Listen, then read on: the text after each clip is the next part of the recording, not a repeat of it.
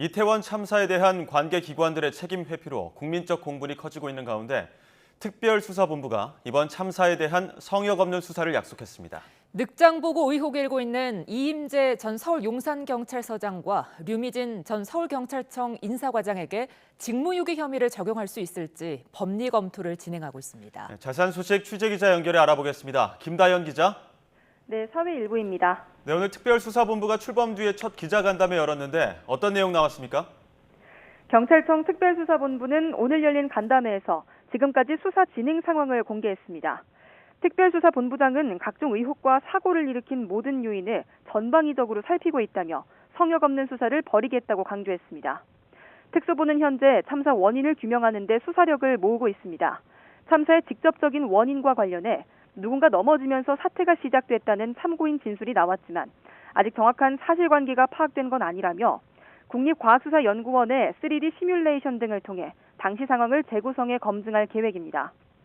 특수부는 지금까지 서울 용산경찰서 112 상황실장을 포함해 경찰관 4명과 인근업소 관계자, 목격자 등 모두 85명에 대한 조사를 마쳤습니다. 범죄 혐의와 관련한 조사가 아니라 당시 참사 현장을 재구성하기 위한 조사라면서 아직 입건된 사람은 없다고 밝혔습니다. 또 특수부는 앞서 확보한 압수물을 상당 부분 분석한 걸로 파악됐는데요. 분석이 끝나는 기관부터 관계자를 소환할 방침입니다. 늑장 대응 등 경찰의 사후 조치가 적절했는지도 논란이 되고 있는데요. 이 부분에 대한 수사는 어떻게 진행되고 있습니까? 네, 성역 없는 수사를 약속한 만큼 특수부는 김광호 서울경찰청장 등 경찰 지휘부에 대해서도 모든 가능성을 열어두고 수사하고 있다고 밝혔습니다.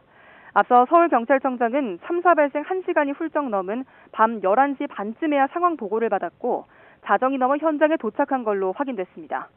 또 김 청장은 윤익은 경찰청장에게 사전 보고도 하지 않은 걸로 드러나 경찰 내 보고와 지휘, 소통에 문제가 있었다는 비판이 제기됐습니다. 앞서 특별감찰팀이 수사를 의뢰한 이임재 전 서울 용산경찰서장과 참사 당일 서울경찰청 112 상황관리관으로 당직 근무를 한 류미진 전 서울청 인사과장을 피의자로 전환하는 방안도 검토되고 있습니다.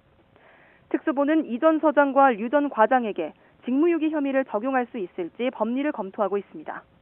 또 앞서 경찰과 소방, 용산구청 등 관계기관 8곳을 압수수색한 데 이어 추가적인 압수수색 가능성도 언급했습니다.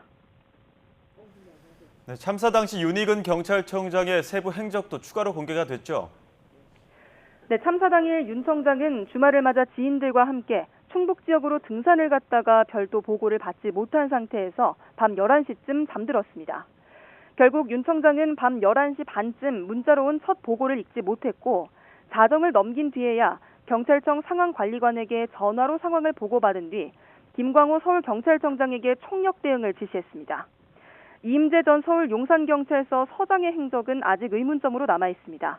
이 전 서장은 참사 당일 밤 11시 5분쯤 이태원 파출소에 도착한 걸로 확인됐는데 저녁 6시쯤부터 이태원 지역에 압사 위험이 있다는 112 신고가 들어온 점을 고려할 때 그 사이 이 전 서장의 행적과 대응이 수사의 쟁점이 될 걸로 보입니다. 지금까지 사회 일부에서 전해드렸습니다.